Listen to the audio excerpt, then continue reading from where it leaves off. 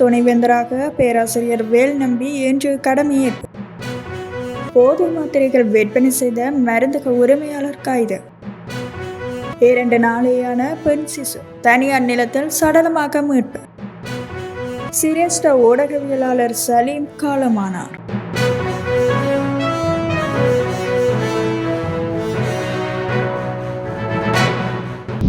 யாழ்ப்பாண பல்கலைக்கழகத்தின் புதிய துணைவேந்தராக மேன்மைமிகு பேராசிரியர் திருநாவுக்கரசு வேல்நம்பி இன்று பதவியேற்றார். பல்கலைக்கழக வளாகத்தினுள் அமைந்துள்ள ஸ்ரீ பார்வதி சமேத பரமேஸ்வரன் கோவிலில் நடைபெற்ற சிறப்பு அபிஷேக வழிபாட்டை தொடர்ந்து அவர் காலை 9:30 மணிக்கு துணைவேந்தர் அலுவலகத்தில் தனது கடமைகளை முறைப்படி ஆரம்பித்தார். பதவியேற்பு விழாவில் முன்னாள் துணைவேந்தர் பேராசிரியர் ந. சண்முகலிங்கம், பேராசிரியர் எஸ். ஸ்ரீ சட்கனுராசா, பதிவாளர் காண்டீபன் மற்றும் பல்கலைக்கழக சமூகத்தினர் கலந்து கொண்டு புதிய துணைவேந்தருக்கு வாழ்த்து தெரிவித்தனர். யாழ்ப்பாண பல்கலைக்கழகம் தனது உத்தியோகபூர்வ ஃபேஸ்புக் பக்கத்தில் வாழ்த்துக்களை தெரிவிப்பதோடு பல்கலைக்கழகத்தை புத்தாக்கம், கல்விசார் சிறப்பு மற்றும் தொடர் வளர்ச்சியை நோக்கி வழிநடத்துவதில் அவர் பெரும் வெற்றி பெறவும் வாழ்த்துகிறது என பதிவிட்டுள்ளது. இதுவரை காலமும் துணைவேந்தராக கடமையாற்றிய பேராசிரியர் ஸ்ரீ சட்குணராசாவின் பதவிக்காலம் நிறைவடைந்ததை அடுத்து துணைவேந்தர் பதவிக்காக போட்டியிட்டு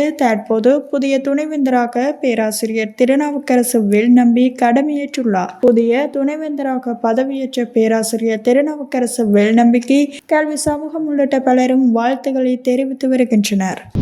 ஹட்டன் நகரில் போதை மாத்திரைகள் விற்பனை செய்த மருந்தக உரிமையாளர் நேற்று மாலை கைது செய்யப்பட்டுள்ளார். ஹட்டன் நகரில் ஆங்கில மருந்து பொருட்கள் விற்பனை செய்யும் மருந்தகத்தில் வைத்தியரின் அனுமதி சீட்டு இன்றி போதை மாத்திரைகள் விற்பனை செய்யப்பட்டு வருவதாக கிடைக்கப்பெற்ற ரகசிய தகவலை தொடர்ந்து ஹட்டன் குற்றத்தடுப்பு பிரிவு போலீசார் இந்த சுற்றிவளைப்பை மேற்கொண்டனர். அதற்கு தலைமை வகித்த ஹட்டன் வலய காவல்துறை தலைமை அதிகாரி பிரதீப் வீரசேகர குறித்த ஆங்கில மருந்து பொருட்கள் விற்பனை நிலையத்தில் இருந்து 1400 போதை மாத்திரைகளை கைப்பற்றியுள்ளனர். மருந்தக உரிமையாளர் கைது செய்யப்பட்டு ஹட்டன் நீதிமன்றத்தில் இன்று ஆயர்படுத்த உள்ளதாக அவர் மேலும் தெரிவித்தார்.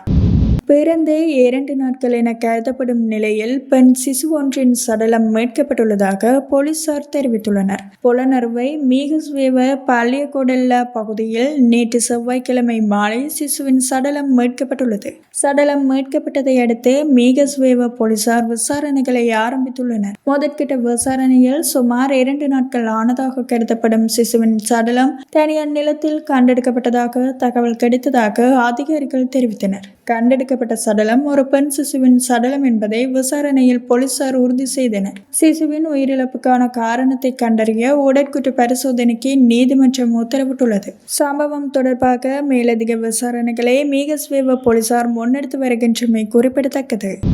எழுத்தை ஆளுகை செய்த சிரேஷ்ட ஊடகவியலாளர் கலாபூசணம் ALM சலீம் காலமானார். நேந்தவூரை பிறப்பிடமாக கொண்ட சிரேஷ்ட ஊடகவியலாளர் கலாபூசணம் ALM சலீம் இன்று காலை 8 மணியளவில் தனது 75வது வயதில் நேந்தவூர் இல்லத்தில் காலமானார். இவர் ஓய்வு பெற்ற வைத்திய அதிகாரி ஜஸ்மின் சலீம் அவர்களின் அன்பு துணைவியாரும் அகிலா அகில் ஆகியோரின் பாசமுள்ள தந்தையும் ஆவார். தினகரன், தினபதி, சேந்தாமணி, வீரகேசரி, தினக்குரல் உள்ளிட்ட பல பத்திரிகைகளிலிருந்து பிராந்திய செய்தியாளராகவும் கடமையாற்றிய இவர் ஒரு சிறந்த ஆய்வு கட்டுரையாளரும் ஆவார். சுமார் 50 வருடங்களுக்கு மேலாக ஊடக பணி செய்தவர். ஊடகவியலாளர்கள் மத்தியில் மிகுந்த மதிப்பையும் மரியாதையும் பெற்றிருந்த இவர் எழுத்தை ஆளுகை செய்த ஆளுமையாகவும் திகழ்கின்றார். பல ஊடகவியலாளர்களுக்கு வழிகாட்டியாகவும் செய்திகளை எழுதுவதில் புதிய வடிவங்களையும் சொற்பிரயோகங்களையும் கையாண்டவர் ஆவார். அது மட்டுமன்றி சகல அரசியல்வாதிகளுடன் நெருக்கமான உறவை பேணிய ஒருவராகவும் காணப்பட்டார். ஊடகத்துறையில் அச்சமின்றி பணி செய்தார்.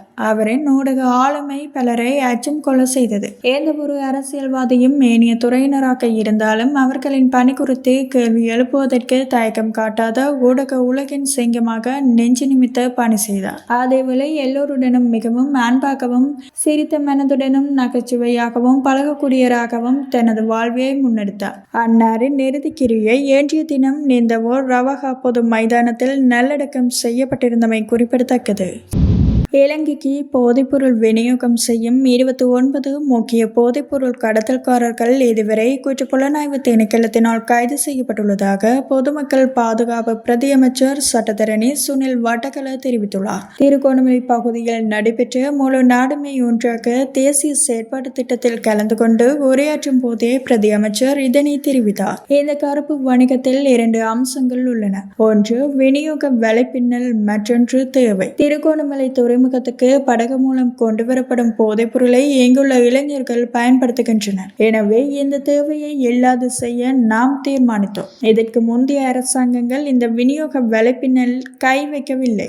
ஆனால் தற்போதைய அரசாங்கம் விநியோக சங்கிலியின் மிக உயர்ந்த மட்டத்தில் உள்ளவர்களை குறிவைக்க தீர்மானித்தது. இந்த சங்கிலி தொடர் கடற்கரையுடனோ அல்லது விமான நிலையத்துடனோ நின்றுவிடக்கூடாது. குற்றப்புலனாய்வு திணைக்கள அதிகாரிகள் இந்தோனேசியா, நேபாளம் மற்றும் பாகிஸ்தான் ஆகிய நாடுகளுக்கு சென்று இதுவரை 29 முக்கிய விநியோகஸ்தர்களை கைது செய்துள்ளனர். குறிப்பாக இந்தோனேசியாவில் இருந்து கொண்டுவரப்பட்ட குற்றவாளிகள் வாக்குமூலம் அளித்து வருகின்றனர். இதனால் சிலர் கலக்கமடைந்துள்ளனர். இது இலகுவாக பணம் சம்பாதிக்க பயன்படுத்தப்படும் ஒரு வணிகம். இதில் 3 வணிகங்கள் ஒன்றோடொன்று தொடர்புடையவை என்பதை நாம் அறிவோம். போதைப் பொருளுடன் தொடர்புடைய பாதாள உலகம் உள்ளது. பாதாள உலகத்துடன் தொடர்புடைய சட்டவிரோத ஆயுத கடத்தல் உள்ளது. போதைப் பொருள், பாதாள உலகம் மற்றும் சட்டவிரோத ஆயுதங்கள் என இந்த ஒட்டுமொத்த கருப்பு வணிகமும் நாட்டை ஆக்கிரமித்துள்ளது. அரசியல் அதிகாரத்தின் பின்னணியில் தான் இது வளர்ந்தது. தேவண்ணே இதனை போஷித்தது.